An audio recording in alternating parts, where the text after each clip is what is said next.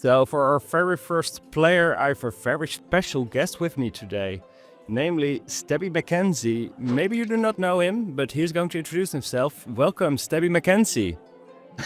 Hey there, Sheal. Thanks. It's StabsMckenzy.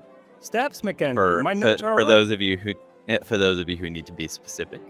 That's good that you correct me on that one. Can you tell me a little bit about yourself, please? Yeah, absolutely. So I am what most people consider to be the level 1 lunatic. I don't know that I'm necessarily the first person to ever start the challenge, but I'm absolutely the first person to complete it. All right, and can you explain briefly for people that do not know what the level 1 lunatic challenge is about? Absolutely. So it requires that a player remain level 1 during the course of the entire challenge. So it turns off your experience. During that, you need to achieve 4 very specific goals. 1, you need to become exalted with any faction. 2, you need to complete 100 quests. 3, you need to get Arena Grand Master. It's an item you can obtain in-game. And 4, and probably the hardest and most specific part of the challenge, is you have to kill 10,000 players. And mind you you, this did is all of level 1. that? Yes, sir. Wow, how long did it take you to do all of that? So I started my account on November 22nd, 2024, and I have been actively doing the challenge the entire time. I just finished up the challenge a little late last week, about 4 months roughly. And how many hours per day were you putting into it? So I work IT, so I was able to put a lot of time into it since my job lets me do that essentially in the background. I would shoot for 100 kills a day, and that could take anywhere from 2 hours to sometimes as long as 10 hours. But I do get a question from the chat here. That is, when was the last time you saw grass? Oh man, I have a little patch that I keep below my feet because I don't otherwise. Great answer. You chose to play an undead rogue. Did you pick that specific class race combination for a reason? So I actually play a goblin rogue. I'm not 100% sure why the TWoW devs put an undead rogue with the gnomish mind control cap on as the picture. Yeah, I did. Especially because I'm an adorable little goblin in a top hat. Like, you missed the mark there, TWoW. But oh wow, well that one is going back to the depth for sure. But well, why did you pick the goblin then? So goblins have 2 things that make them particularly good for this challenge. They get +3 to their dagger skills, and they also have a sprint available at level 1. Technically, I'd argue that the best race for the challenge is Night Elf, but I'm a very pro-horde player, so goblin it is. What was your strategy to farm all your kills? So there's a lot that goes into that. It's mostly just get as many kills as I can before getting killed.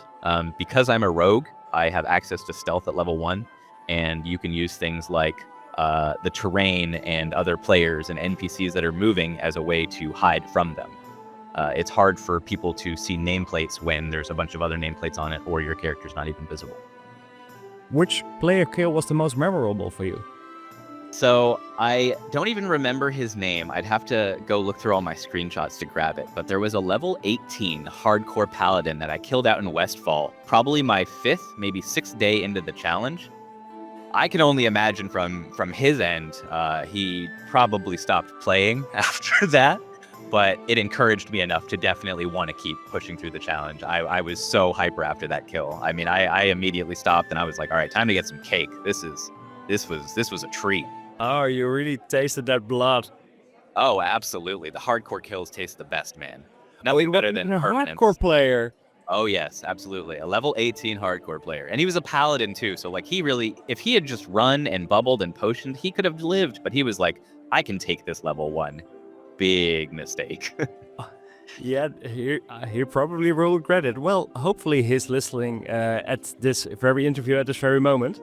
Okay, now that we came to the juicy part, how did the community react to your juicy adventures? Well, at first, mostly very negatively. People would get very mad that I was killing them. They'd ask why I would waste my time, all of that stuff. Even when I took the time to explain that I was doing it for a challenge, people would usually just make a bunch of nasty remarks, ignore me, that sort of stuff. Occasionally, some high levels would come down to try and camp me. Nothing I wasn't prepared for.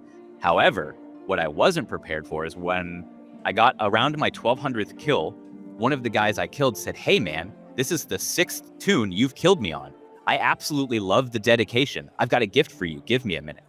And he proceeds to, on all 6 of his characters, run up to me and give me every single bit of gold he had. It ended up being like an extra 160 gold that he gave me. And I was like, this is amazing. I've got to start utilizing like people's positivity to bring this challenge in. And so I started trying to talk to people a lot more positively, explain the challenge, like give them tips on how to avoid me, give them tips on how to avoid other lunatics, explain to them just really in depth what the point of the whole thing was, and that even though I'm kind of doing an asshole thing, I'm doing it as nicely as I possibly can. Some people were just so positive. It was crazy. So some people you killed so often that if I stay in IT related terms, your buffer overflowed them in negativity, that they became positive and gave them everything you got.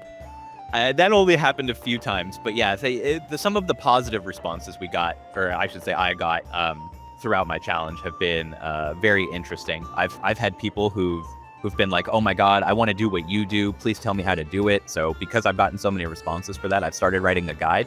I'll probably publish that on the forum and within the next week or so. So keep an eye out for that. I've actually it's on the Turtle Wild forum. It will be on the Turtle WoW forum, and I've actually got a buddy of mine named Speeds. He does most of the guides on the Turtle WoW forums. He's helping me with it, so it should be a pretty good quality guide.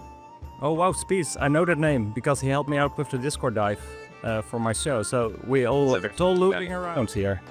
Yeah, very helpful guy. His guild, Macro Shellys, is also very helpful. They helped me quite a bit with this challenge, so quick shout out to them. Well, what player that heard your story now and is thinking, oh, I really have to do this level 1 lunatic challenge, what is the most important piece of advice? This is not a PvP or a PvE challenge. It is a social challenge. If you are not prepared to deal with people getting angry and people hunting you down, it is a very, very hard challenge to complete. You've got to have the determination to stick through it. But you don't have to do it alone like I did. We've recently started a lunatic guild called Level 1 Lunatic. If you reach out to any of us, we'll happily send you an invite, get you set up, and show you all the tips and tricks I've learned over the last 4 months. Well, that's probably very helpful for some of you. Now that you received your crown, what is the next goal of you in the Level 1 Lunatic Challenge? Or just a Level 1 Lunatic, of course. So we're waiting for Kara 40 to drop, because that's when the 100 quests at Level 1 portion of the challenge comes out as well. From that point, we're technically waiting for the GMs to give us the official, okay, the challenge is done, because they might keep adding parts to it. I don't want to miss out on any of those parts, so I'm going to stay level 1 until we have that confirmation. As soon as I have that confirmation, though, I'm going to level to 60 as quickly as possible. Should only take me a couple of days.